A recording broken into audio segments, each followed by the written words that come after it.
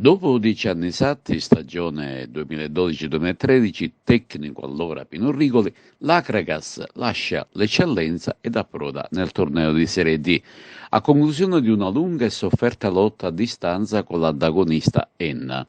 Nell'ultima e decisiva gara interna con il Resultana San Lorenzo, la compagine dei Templi e conquista una vittoria un po' sofferta per l'alta posta in palio e al triplice fischio finale festeggia assieme agli oltre 5.000 tifosi, brindando e gustando una Max torta di 200 kg portata appositamente a centrocampo. A fare festa ci sono anche i giocatori del risultato a San Lorenzo che pur perdendo hanno ugualmente conquistato la salvezza diretta in virtù dei risultati maturati dalle dirette rivali. Una festa unica, dunque, che ha accomunato entrambe le squadre che per 90 minuti si sono affrontate senza esclusione di colpi. Alla vigilia sia l'Akragas che la squadra ospite palermitana, per motivi decisamente opposti, erano obbligate a vincere per centrare gli obiettivi stagionali. Inizio nervoso con qualche puntatina in contropiede da parte akragantina, che all'ottavo con Semizin sfiora il vantaggio. Risponde la squadra ospite senza mai impensierire il portiere De Zai e al 15° la compagine dei Templi con Garufo sfiora la rete. In questo caso è stato bravo compagno a respingere. L'Akragas continua a spingere e al 22° passa martellante attacco biancazzurro, la difesa ospite si difende come può, interviene Barrera che indovina l'angolo giusto per infilare compagno.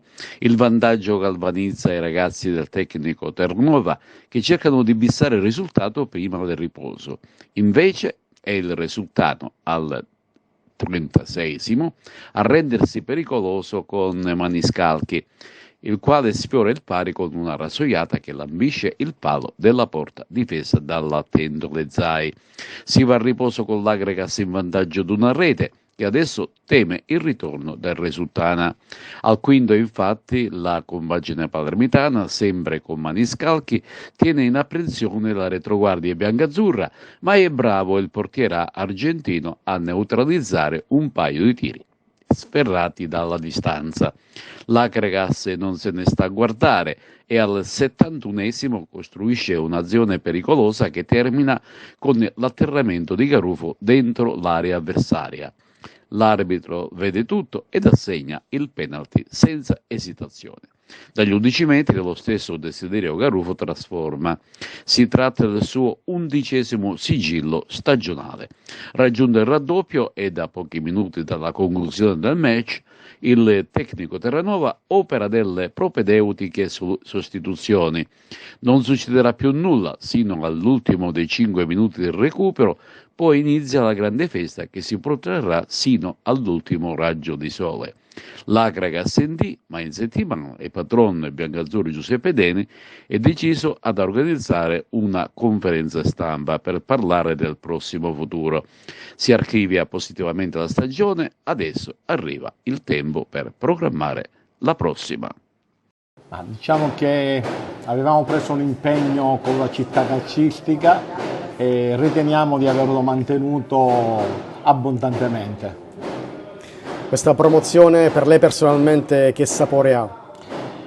È una grande soddisfazione. Io volevo essere ricordato per aver scritto una pagina di storia calcistica in questa città e diciamo che ci sono riuscito.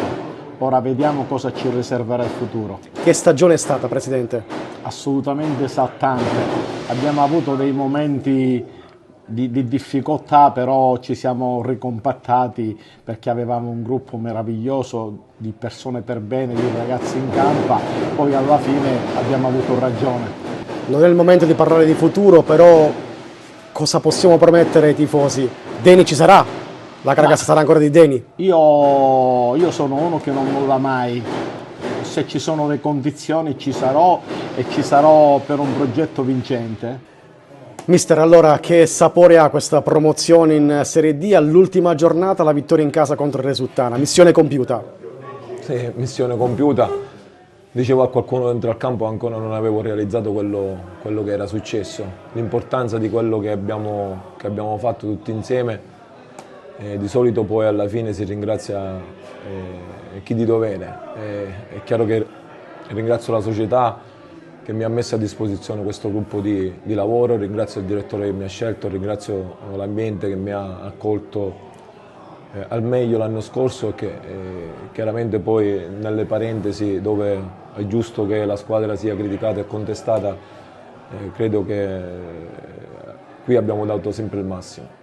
A caldo allora, è andata bene, abbiamo vinto Serie D. Il sogno si è avverato, non ci siamo riusciti per un pelo l'anno scorso, quest'anno ce l'abbiamo fatta, la città lo merita, i tifosi hanno risposto, ci vediamo in Serie D tutti quanti insieme, per tifare ancora una volta Forza Agragas. Quali programmi affronterete? Sempre e comunque vincenti. Dillo, Agrigento diciamo che sta vivendo un momento fortunato, capitale della cultura, la promozione in Serie D, insomma. Un mese spettacolare, aprile 2023 è stato un anno meraviglioso per la città di Agrigento. Dopo Agrigento diciamo l'Agragas che sale in Serie D, ma non solo, una grande programmazione per il 2024, sia di eventi ma anche soprattutto di sostegno alla squadra. Non dobbiamo dimenticare che oltre l'Agragas dobbiamo foreggiare anche di più in maniera anche economica anche la Fortitudo, ma oggi siamo qua a festeggiare l'Agragas, ci dobbiamo impegnare, prima persona ci impegneremo affinché questo stadio abbia un nuovo look, quindi oggi godiamoci questa festa. Forza Agragas! Presidente Giavarini, a caldo, ieri l'Agragas ce l'ha fatta, arriva in Serie D, tra i tanti commenti anche il suo come ex presidente. Sì, ieri è stata una giornata tanto attesa e finalmente è arrivata. Ora è la categoria che l'Agragas merita. Secondo me merita ancora un po' più alta. Intanto accontentiamoci della Serie D. Era, diciamo, un traguardo ambito. Lei, insomma, ha ancora buoni ricordi della sua presidenza? Sì, per me è un ricordo indelebile che non potrò mai dimenticare. Farà qualcosa per sostenere la squadra? Ma al momento vedo che la squadra va bene, va avanti, quindi diciamo la società cavalca il successo, è giusto che vadano avanti loro.